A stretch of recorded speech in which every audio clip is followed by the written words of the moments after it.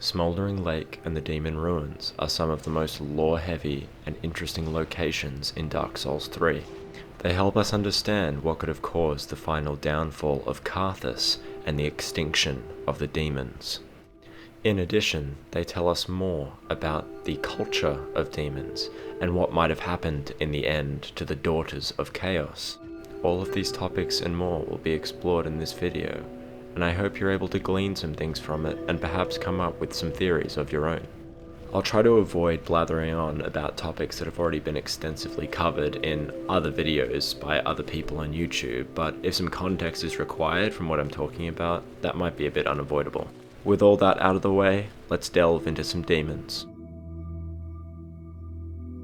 Demons do not exclusively appear in one faith, and instead are seen in many cultures throughout the world. They are almost always shown to be malevolent in nature, and because of this, the word demon has almost become synonymous with monster. The earliest etymology of the word demon comes from Greek, and is more closely associated with deity than monster. It is only later on with the advent of the Latin language when demons are seen to be closer to evil spirits and fiends. Demons in Dark Souls are often seen just to be destructive and mindless creatures. However, I believe this is a bit of an oversimplification. Are humans really that different? Why do the demons fight you in Dark Souls 1? To protect their mother, the Bed of Chaos. But why do we kill demons in Dark Souls 1? Yes, to advance the storyline, but also to fill ourselves with souls, so we may become stronger and more powerful. In the Dark Souls universe, demons appear to be universally hated and feared by the non-player characters. No one really pities their struggle, and instead, weapons are specifically forged in order to fight and kill them. When collecting all the evidence, it is much easier to see the struggle that the demons must have endured. They were unwanted, born by accident, and eventually pushed to extinction.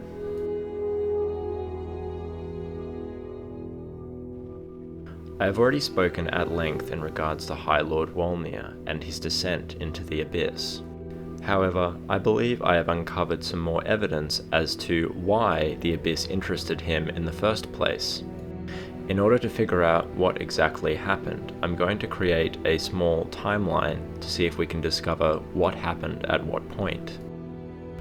Before anybody freaks out, just know that I intend to prove that all of these things happened in this order with evidence. Firstly, we know that Carthus was afflicted by the undead curse, as evidenced by Wolnir being undead, along with all the grave wardens and skeletons. This is why I believe it's a good place to start, and I will be referring back to this timeline as we continue. Firstly, I'd like to point out the possibility that the catacombs were not actually built by the Kingdom of Carthus, but rather they were found and appropriated by them. The catacombs may not even be below the original Kingdom of Carthus at all, considering how much they conquered. Now, look in the area where I'm about to sit down. The area is flooded with human skulls. This is in the upper levels of the catacombs, most likely where the majority of the bodies were stored. In fact, in some areas of the upper levels of the catacombs, the ground cannot even be seen because of the amount of bones that cover the floor. For catacombs this vast, wouldn't it make sense for the amount of remains to be spread out through the upper and lower levels? Unless, of course, the lower levels were too dangerous to venture into. In the area just before Smouldering Lake, where we find a demon, the catacomb areas are barely used at all. There are some skulls and some remains found around the room, but barely any compared to what is found up above. Considering the vast mounds of hollow corpses that are found in the upper catacombs, literally stacked up the side of the wall, I believe it's valid to think that the grave wardens may have been exploring deeper to find more space for these remains. What they did not expect to find, however, was the last bastion of a misunderstood and tragic race of beasts. the orphaned demons of Lost Izalith, abandoned, feared, and hunted.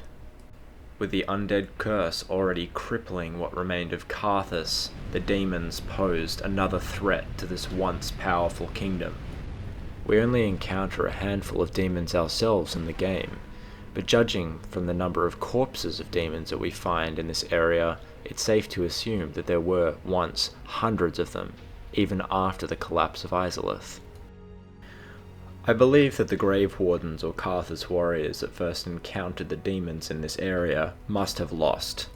They were, at this point, undermanned and underprepared for such a battle.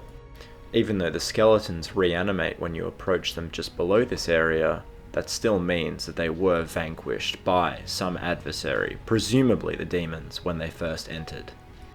So let's talk about this demon in particular. To me, I believe this demon resembles the Taurus demon from Dark Souls 1. It has the same general anatomy and musculature, except the one in Dark Souls 3 seems to have been petrified like old burnt wood, covered in ash. I pointed this out in my last video, but I do find it interesting how the skeletons attempt to fight the demon as well, perhaps on their last final order given by their lord or superior grave warden. Only 2 of these beasts are found in the entire game, this one, and the other wandering aimlessly in the undead settlement, surrounded by destruction and fire. When you kill this demon, you gain its soul, and the description reads, "Demons were born of the Chaos Flame, but the flame has not survived, and the demons are a dying race." We can take several things from this. 1. The Chaos Flame is directly linked to the survival of the demon race. Tied directly, it seems, to the concept of reproduction, but we will get into this in more detail later on. The demon's great axe has an item description that reads, "This great axe, a favourite among demons, contains the strength of fire. The demons, born of chaos, harbour fire, and yet they are twisted and malformed, such that they were never meant to be." Now, when it says they were never meant to be, I think means that they were never supposed to exist. They are an unnatural being, not created from a pure source of life, but rather a derivative of a Lord Soul. The Great Axe's use of fire, along with the Demon Fist, which can also be made from the soul, shows and really illustrates how closely associated the demon's power is to fire. Fire is of paramount importance to them, and we can see this illustrated in the old Demon King battle, which we will discuss shortly. Let's have a look at the timeline again quickly to see exactly where we are. So, the undead curse comes in, the catacombs are filling, excavation begins, and the petrified demon, the Taurus demon, is found. Then, let's move on to the Smouldering Lake. As we first enter Smouldering Lake, I'm sure many of us would have had a couple of nostalgia trips to Lost Izalith. The burning ash in the air, and the enormous trees and roots climbing high up into the air. These are images that bring back memories of a home that is now lost, the home of the demons. Before the Baluster, before the Sandworm, before the Wardens, I believe that the remaining demons must have resided in Smouldering Lake before withdrawing into the ruins themselves. Only after the demons were disturbed did a conflict begin. As I mentioned before, the Baluster and the Sandworm both exist in this area, and both add more to the lore. The item description of the yellow bug pellet reads, "The Grave Wardens of Carthus used these to repel a great sandworm. The worm tumbled to the catacombs and proceeded to dominate its new home in the Smouldering Lake." This proves 2 things. 1, that Carthus warriors were aware of the existence of the sandworm in Smouldering Lake, which means they knew about Smouldering Lake, and also that they developed a means to repel it. I believe this sandworm actually worked in the favour of Carthus, whether it meant to or not. It is positioned right next to the entrance to the demon ruins, and provides a barricade of sorts between them and their old demon king, essentially splitting their monarch from the rest of the population. This is further supported by the fact that this Ballastor or Avalon does not naturally target the sandworm, and since it does not attack the sandworm, it was not set up for the sandworm. Instead, I believe it was to take care of any demons that wandered into Smouldering Lake towards Carthus. If the worm was left there as a barricade, it would essentially cut off the demons from the rest of the world and trap them in their own ruins. There are also the crabs in the lake which appear to be embered. The same goes for the grue that we find down in the ruins, but we'll talk about this a little later and what it could mean. Another thing I find quite interesting is the engraving that we see above the door that leads to the old Demon King's boss room. I do not actually have a set opinion about what this could be, but it does have some visual references that are interesting. To me, at the bottom, I see a ramp that sort of resembles the ramp that leads down into the Bed of Chaos boss room, as well as two outstretched stick-like limbs. The top part more clearly shows the roots of a tree branching downwards. Now, if we look at the Bed of Chaos, it actually resembles the roots of a tree as well. The very same engraving also appears in Wolnir's boss room, which could mean that that entire area could have belonged to Izalith at one point as well. Above the primary engraving is this as well, which appears to be a tapestry that resembles sticks or roots coming from what looks to be a black hole of sorts. I'm not 100% sure, but I'd love to hear what you guys think in the comments. Something else to note is that the bonfire directly before Smouldering Lake is called Abandoned Tomb. Abandoned because of the presence of demons.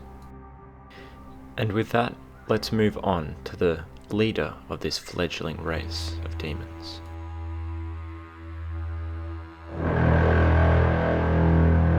When we first encounter the old Demon King, the final monarch of this ancient, almost extinct race, he is slumped over, asleep and still. He is surrounded by his dead kin, waiting for death. This is the final moment of demons in Dark Souls. He knows that his era is at an end, but being a demon, he will not go down without a fight. The description of his soul reads, "The shriveled old Demon King is now like a clump of burnt ash, but he is the last living witness to the chaos of Izalith." This description has some interesting implications. If he truly is the last living witness to Izalith, that would mean that all the daughters of Chaos are dead, and so are all the demons that were born from the Chaos Flame. The game could just be assuming that you've killed the other two petrified Taurus demons by this point, but it could also mean that those Taurus demons were born after the Chaos Flame died. I haven't completely made up my mind on what I think that means yet, but it is an interesting bit of lore nonetheless. The item description of the Chaos Bed vestiges, a pyromancy that can be exchanged for the soul, reads, "Traces of the tumultuous seedbed that birthed the beings known as demons. Demons born from fire bore its smouldering essence and perished soon after. Man shares this rapport with the flames to this day." Now, vestige as a word means a trace or remnant of something that is disappearing or no longer exists. This could mean that this pyromancy was developed or found after the Bed of Chaos was destroyed. More interestingly is what it says about man's rapport with flames. Let's look at the description again. Demons born from fire bore its smouldering essence and perished soon after.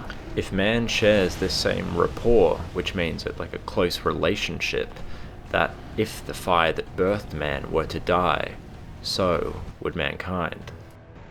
This doesn't seem to be necessarily true, however, as demons do appear in Dark Souls 3 even though their flame, the Chaos Flame, is dead.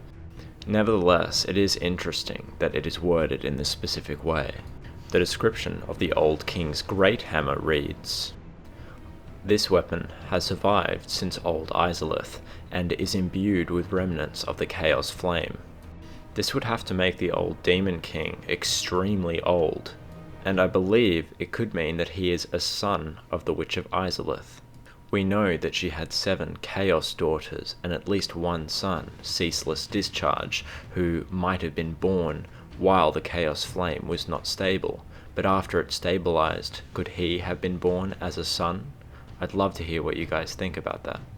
Another interesting little bit that I found in Fextralife's strategy video for defeating the Demon King is that he has an animation that plays at around 30% of his health. At this point, the king will release a huge AoE in an attempt to kill you, and if you look at him, he becomes completely unable to fight, and his flame is nearly gone out. He can't even get up to fight you, and stays this way until you finish him off as an act of mercy. It is quite a sad and anticlimactic ending to this race of demons, but nonetheless an appropriate one. Let's jump back to Wolnir for a moment, as this investigation has brought up some more theories about why Wolnir went into the Abyss in the first place. As we know from the Grave Warden's Pyromancy tome, dark pyromancies can be learned. These were discovered after Wolnir fell to the Abyss, and possibly because of his time in there, he was able to learn these ways. I now believe that Wolnir was interested in learning more about the Abyss because the dark pyromancies could be used against the demons with outstanding effect. Can you guess the only method of damage that the old Demon King is particularly weak against? Well, it's dark damage. And as we know, dark pyromancies deal an incredible amount of dark damage. I truly believe this is why Wolnir fell to the Abyss in the first place, in search of a method that would save his kingdom. While we are on this topic of revelations, I would like to talk about another theory regarding Prince Lorien. As evidenced through the description of his great sword, he slayed a demon prince. Now, we don't fight any demon princes ourselves, but it could mean that at one point Lorien may have entered the Smouldering Lake himself in search of this prince. We know that Lothric Kingdom was aware of the existence of demons, as they forged stoneplate rings that would protect them from chaos. One of these rings is even found in Smouldering Lake, and another one on New Game Plus 2 in the Demon Ruins. Furthermore, a stray demon can be found on a bridge leading into Lothric Kingdom, which was apparently their gatekeeper. Smotown's video on demons actually covers this in detail, so I'll just leave that to him, as he basically says everything that I wanted to say. You can find his video linked in the description. Now, I mentioned at the end of the Carthus video that this video was going to contain everything about my thoughts on demons, including the ruins and pyromancy and all of that, but this is getting a little bit long and I've decided to split it into 2 videos again. I apologize if you would have preferred to see this as one complete package, but I'm going to be working all this week and then away during the weekend, so I'm really not going to have time to finish it as one big huge video. So I'm going to leave it here. I think I've presented some things that are worth talking about, and hopefully I'll be able to get the next video out, which will talk about everything else I wanted to get around to sometime over the next week or so. Thank you as always for listening. I really appreciate it. I'd love to see some cool discussion in the comments. I always love talking to you guys. And don't forget to subscribe. Really want to see if I can get to 1,000 subscribers by the end of the month. This has been a wonderful kind of introduction that I've had to the Dark Souls lore community, and I can't wait to do it more in the future. Thanks.